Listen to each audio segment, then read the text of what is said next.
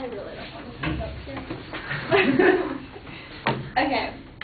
$589,256,081,607 is the current price of the war in Iraq. This price is constantly rising, even as I speak. Is this where you want your money to go?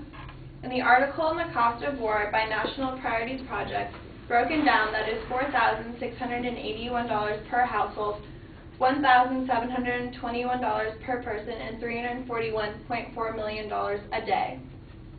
My point is that the economy would be in much better shape if we were not spending billions of dollars on the war in Iraq.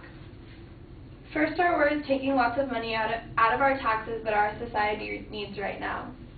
The War Resisters League broke down exactly where our tax dollars are going into the military. 54% of our taxes are being used for past and current military. Out of that 54%, 18% is for past military. That is $484 billion being used on the veterans and the national debt. 36% is for current military funds, which is $965 billion. Out of that, $200 billion is being set aside for the war on terrorism, which is the war in Iraq and Afghanistan. This money could be better spent on healthcare, art and music programs, college funding, and just in the school systems in general.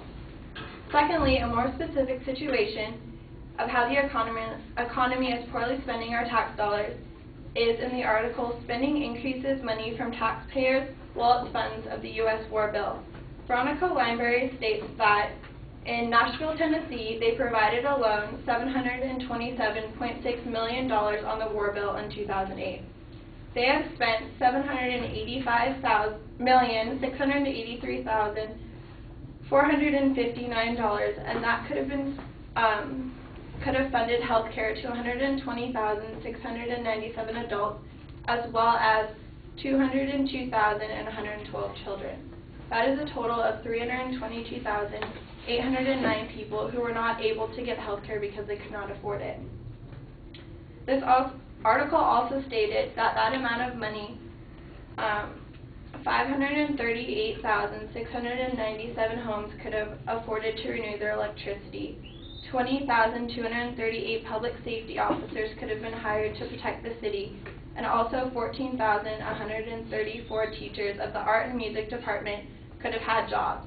The funding, unfortunately, is taking away from 137,535 students to be granted college scholarships. Taking away from our school disrupts the future of America. The younger generations are being punished in the school systems for the war.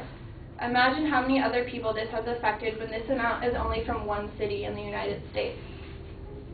Third, the money being spent on the war hurts people closer on a home front. Linda Blimes and Joseph Stiglitz of the Washington Post state that the money could have funded children of the less fortunate in poorer areas and given them a chance at a decent future in the school system. We could have also spent that money to fix the Social Security, which we could have kept constant for the next half century or more. They also state that the war used to be good for the economy, but now that we have figured out other ways to boost it, our money should be better spent at home and in the schools. However, money now spent on the Iraqi workers does not stimulate the U.S. economy in the way that it used to.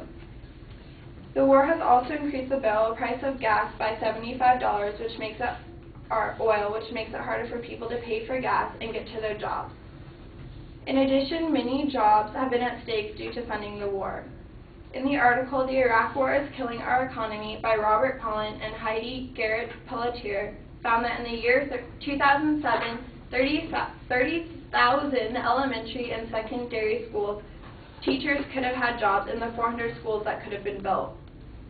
The Iraq War has been hurtful to the job market. For every $100 billion that we spend on education, health care, energy conservation, and infrastructure investments boost the job market, and because those are being poorly funded, 1 million jobs have been lost and the unemployment rate is rising. This is the reason our economy cannot prosper and get out of the slump that it is in. We are not able to provide jobs for our country because we are spending money on something that is costing people our lives. Since I have started this speech, the cost of the war is now $591,707,605,706. We are the ones being affected by the war. Our education is the future, and without it we cannot go back to a thriving economy. Our family members are dying of illness because we are not properly funding our health care, and we are losing job opportunities. After everything I have said, I hope you understand how the money we spend on the war is hurting our economy and our generation. Thank you.